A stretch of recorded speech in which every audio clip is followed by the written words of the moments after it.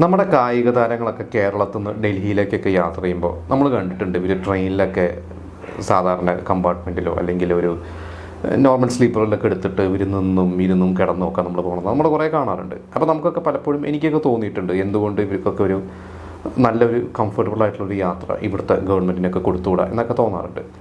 ഇപ്പം അങ്ങനത്തെ ഒരു വാർത്ത ഇന്ന് ഞാൻ കണ്ടു.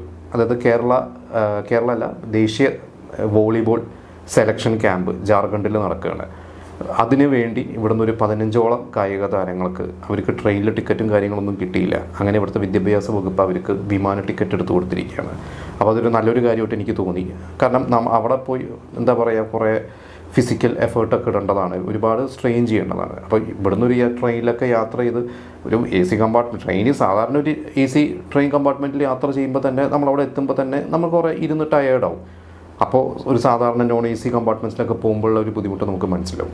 അപ്പോൾ ഈ കേൾക്കുന്ന നിങ്ങൾ പലരും അങ്ങനെ ചിലപ്പോൾ യാത്ര ചെയ്ത് ഇതുപോലത്തെ കാര്യങ്ങൾക്കൊക്കെ പോയിട്ടുണ്ടാവും. ഇതിപ്പോൾ എന്തായാലും നല്ലൊരു കാര്യമാണെന്ന് എനിക്ക് തോന്നുന്നു. ഇതുപോലെ തന്നെ ഇനിയും ഗവൺമെൻറ് നല്ല നല്ല കാര്യങ്ങൾ കായിക താരങ്ങൾക്കും കലാകാരന്മാർക്കൊക്കെ ചെയ്യട്ടെ.